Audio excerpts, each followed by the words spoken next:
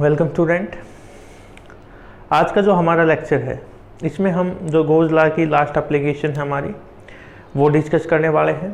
Important application है अभी exam point of view से, और आप वैसे भी जब इसको पढ़ोगे तो आपको पता लगेगी कि हाँ ये सच में ही इम्पोर्टेंट थी। आगे जाओगे तब आपको ये बात पता चली जाएगी।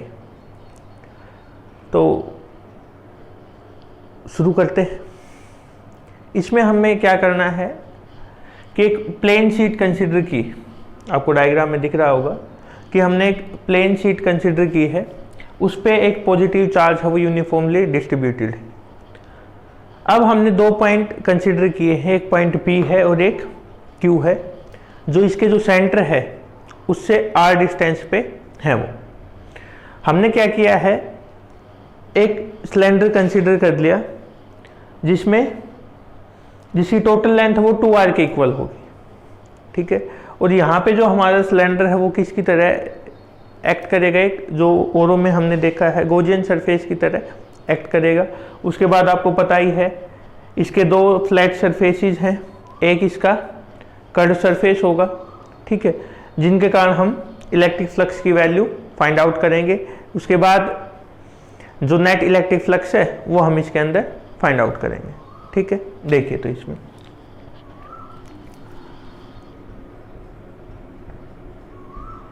Let us consider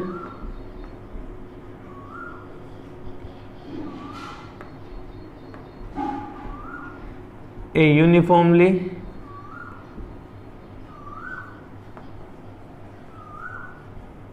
charged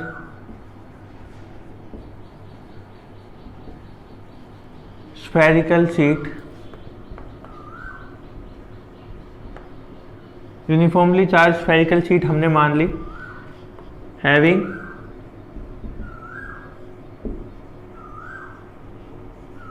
charge density sigma. क्यों भाई? क्योंकि यहाँ पे एक सरफेस एरिया है, उसके ऊपर चार्ज डिस्ट्रीब्यूटेड है, इसलिए हमने चार्ज डेंसिटी को क्या मानना है, सिग्मा। और सिग्मा किसके इक्वल होगी भाई,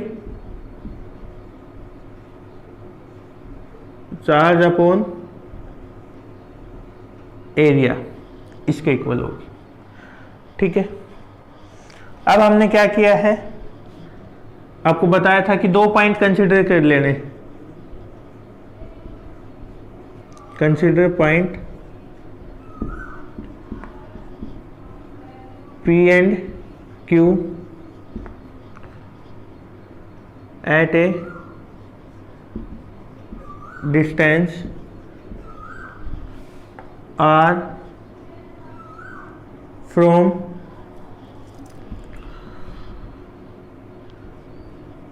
the center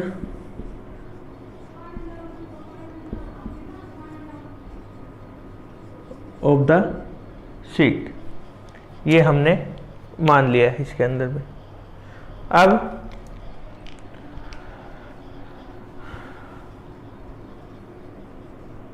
हमने मान लिया क्या, जो सिलेंडर बताया था आपको, a cylinder of length 2r which act as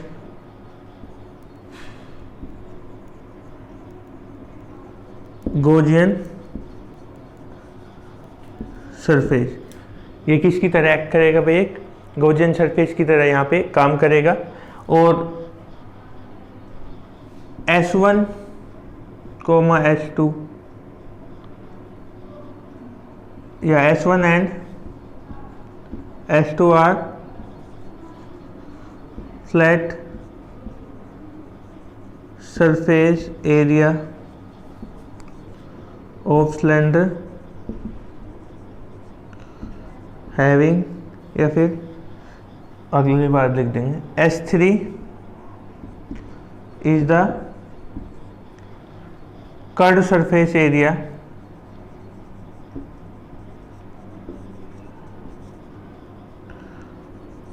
of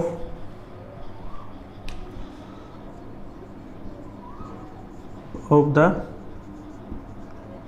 cylinder. ठीक है, ये हमने मान लिया। S1 सॉरी DS1 DS2 और जो DS3 ये क्या है भाई, small area element.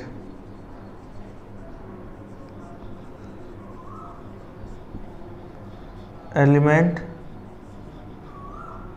Of the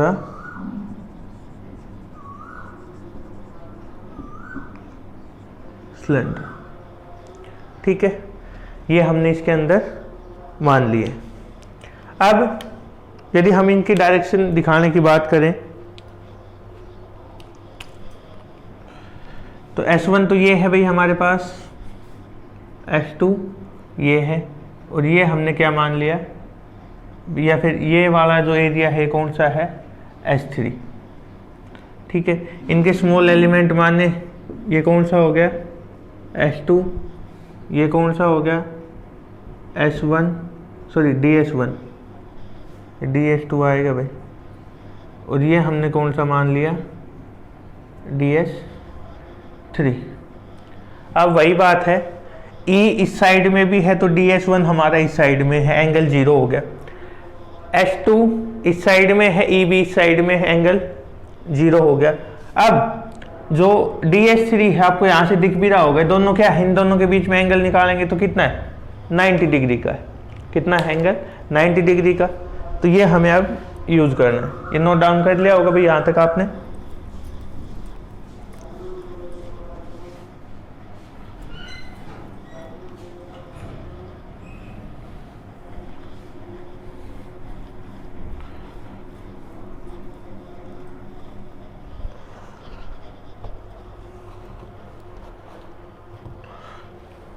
total electric flux की यदि हम बात करें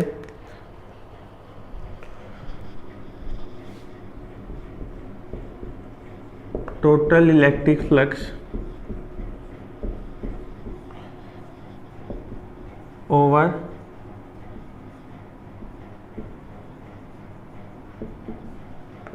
गॉसियन सरफेस कितना होगा भाई, ये हमारे पास S1 E dot DS1 plus E dot DS2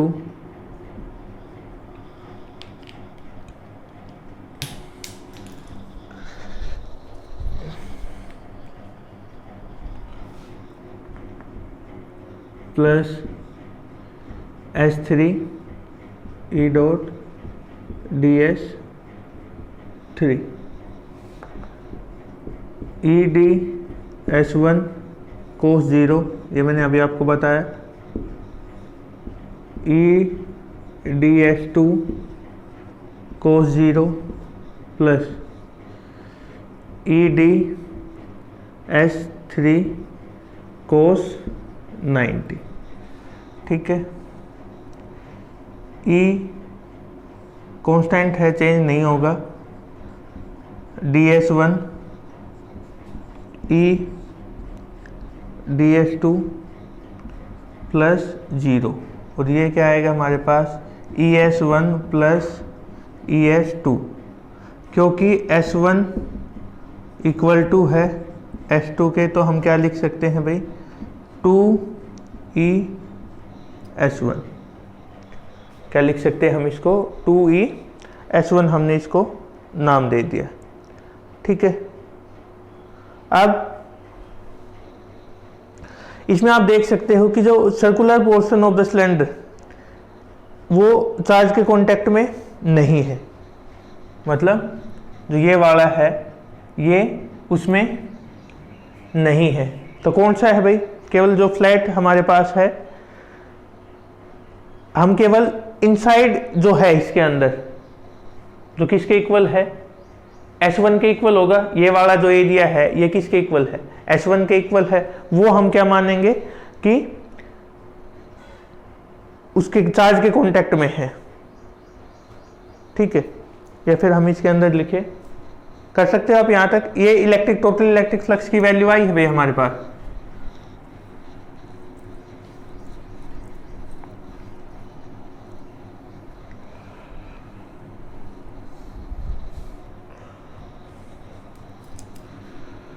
क्या देख सकते हैं इसमें हम, as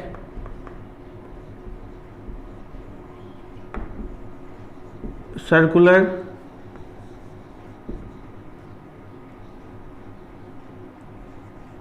area is not in contact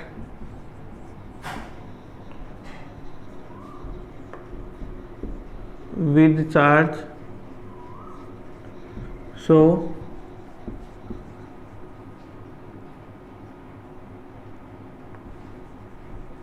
charge inside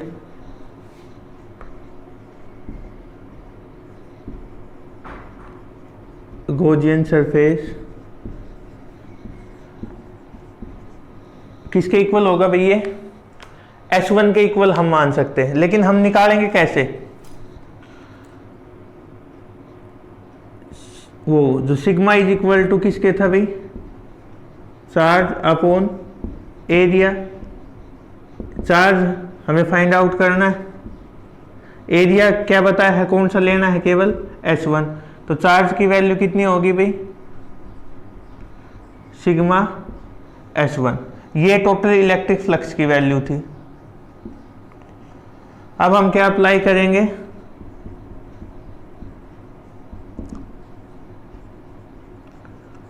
Gauss law किसके इक्वल होगी भाई, वो total electric flux 2E sorry ES1 is equal to sigma S1 upon epsilon naught. S1 से S1 कैंसिल, E की वैल्यू किसके इक्वल आ गई भाई, सिग्मा अपॉन 2 एप्सिलॉन नॉट। किसके इक्वल आ गई, हमारी जो वैल्यू है वो सिग्मा अपॉन 2 एप्सिलॉन नॉट के इक्वल आ गई। ठीक है, ये था हमारा आज का जो मेन टॉपिक था वो। अब यदि कोई आपसे ये कहे, यहाँ पे तो जो इसकी थिकनेस है, हम थिकनेस के बारे में बात करें, वो नेग्लिजिबल है, उसकी कोई खास थिकनेस है नहीं। लेकिन अब ये थिकनेस क्या है, यदि हम बात करें इसके केस में कि भाई पहले तो हम क्या मान रहे हैं कि ये इस टाइप से, ये एक सिंगल पेज की, तो इसमें हम इस थिकनेस को नेग्लेक्ट कर सकते हैं। लेकिन अब ये इस शेप में हो जाए, इस शेप में हो जाए, तो इसकी कुछ थिकनेस है, एक फेस इधर वाला होगा, एक इधर वाला होगा। वहां पे क्या होगा कि 2E की वैल्यू आएगी भाई, एक इस साइड वाले का हमने वो E1 कितना मान लिया, या फिर आप इसमें लिखे हैं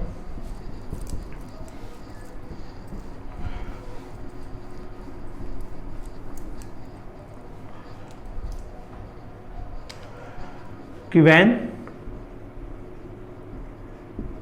we have a valid thickness,